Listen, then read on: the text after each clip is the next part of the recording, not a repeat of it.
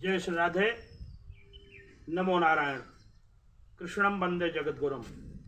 मैं रामानुजाचार्य प्रदीप कुमार मिश्र आप सभी सनातन धर्मावलंबियों, भगवती दुर्गा के उपासकों एवं भगवान विष्णु के चरणों में अनुराग रखने वाले भक्तों का हार्दिक वंदन, अभिनंदन एवं स्वागत करता हूँ, सादर प्रणाम करता हूँ। पिछले वीडियो में एकादशी के महात्म को जो बताया गया, उसमें आप लोगों का जिस तरीके का रिएक्शन रहा उसको देख करके बड़ी खुशी होती है। इसलिए हम पुनः एक बार वैशाख शुक्ल पक्ष की एकादशी के महत्व को लेकर के आप सबके समक्ष प्रस्तुत हैं और बताना चाहते हैं कि वैशाख शुक्ल पक्ष की एकादशी को हम किस नाम से जानते हैं और इसका क्या महत्व है। एक बार की बात है, भगवान श्री हरि कृष्णचंद्र से युधिष्ठिर ने पूछा, अरे भगवान, वैशाख शुक्ल पक्ष की जो एकादशी है इसको हम किस नाम से जानते हैं और इस एकादशी का क्या महत्व है, क्या फल है, इस एकादशी का व्रत करने का क्या महात्मा है। इस स्थिति में भगवान श्री हरि श्री कृष्णचंद्र ने कहा, अय युधिष्ठिर, जो प्रश्न आज आपने हमसे पूछा है यही प्रश्न एक बार भगवान श्री रामचंद्र ने स्वयं अपने गुरुदेव वशिष्ठ से पूछा था।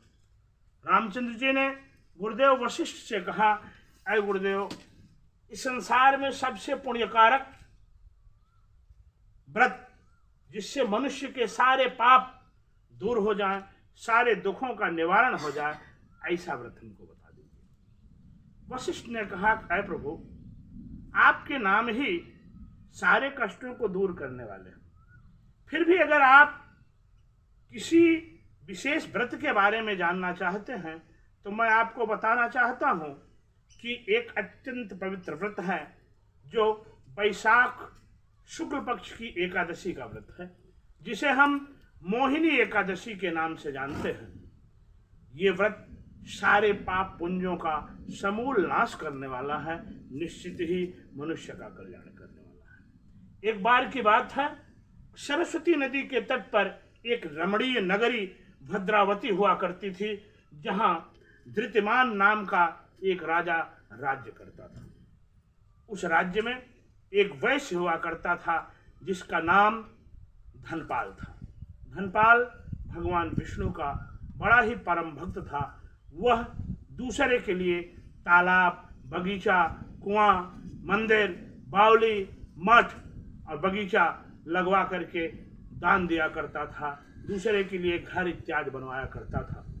भगवान विष्णु के चरणों में अनुराग रखने वाले इस परम वैश्य के पास कुल 5 संतानें थी, जिसमें 5 पुत्र थे। पहले का नाम सुमना, दूसरे का नाम द्युतिमान, तीसरे का नाम मेधावी, चौथे का नाम सुकृत और 5वें का नाम धृष्टबुद्धि था। धृष्टबुद्धि जो है 5वां पुत्र बड़ा ही पापी किस्म का था। वह हमेशा पापाचार, अनाचार, दुराचार में लगा रहता था। उसकी इच्छाएं हमेशा वैश्याओं के संग करने में लगी रहती थी। वह पिता के धन को लगातार बर्बाद कर रहा था। ऐसी स्थिति में एक दिन वह एक वैश्या के गले में हाथ डाले चौराहे पर मिल गया, जिसके बाद पिता ने उसे घर से निकाल दिया और संबंधियों ने भी उसका परित्याग कर दिया। ऐसी स्थिति में जब उसके पास धन नहीं रहा तो वह अकेले घूमता रहा और गरीबी और असहाय स्थिति के कारण, अपमानित व्यवहार के कारण बहुत ही अपमानित महसूस करने लगा और ऐसी स्थिति में उसकी स्थिति बहुत खराब हो गई और इधर उधर शोक में डूबा भटकने लगा। स्थिति ऐसी हुई कि लगातार घूमता रहा, लेकिन शायद उसके पूर्व जन्म के कुछ पुण्य रहे होंगे, जिस पुण्य के प्रभाव से एक दिन वह घूमते घूमते कौंडिन्य ऋषि के आश्रम पहुंच गया। जब वह वहां पहुंचा तो महर्षि स्नान करके आए हुए थे और उनके चरणों में नमन करते हुए कहा, प्रभु मेरी मुक्ति का कोई रास्ता बता दीजिए जिससे मेरे पापों का समूल नाश हो जाए। मैं आपके चरण शरण में हूं।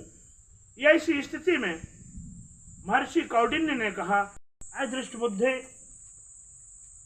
वैशाख शुक्ल पक्ष की एकादशी जो है वह मनुष्य के सारे पापों का समूल नाश करने की क्षमता रखती है।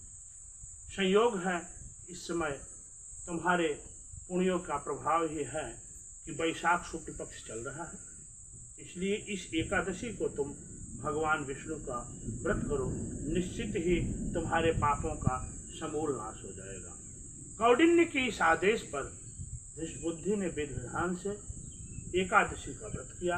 एकादशी के व्रत के प्रभाव से उसके पापों का समूल नाश हो गया और वह भगवान विष्णु के पार्षदों के साथ सम्मानित होता हुआ विष्णुलोक को प्राप्त हुआ। इस तरीके से यह मोहिनी एकादशी व्यक्ति के समस्त पापों का नाश करने वाली, समूल पापों का समुचित उपाय करने वाली, निश्चित ही इस एकादशी के प्रभाव से मेरु पर्वत के समान भी अगर पाप है, पापों का इतना पुंज संकलित हुआ है, उसका भी नाश होने की क्षमता इस एकादशी के व्रत में है।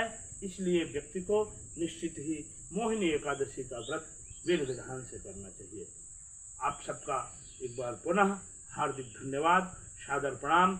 आप लोग अधिक से अधिक संख्या में इस पेज से जुड़ें, हमसे जुड़ें, जिससे धर्म के प्रचार में आप सब भागीदार बने और इस सनातन धर्म की सभ्यता और संस्कृति से हम सबको परिचित करा सकें। एक बार पुनः सादर प्रणाम, धन्यवाद। जय श्री राधे, जय श्री राधे, जय श्री राधे।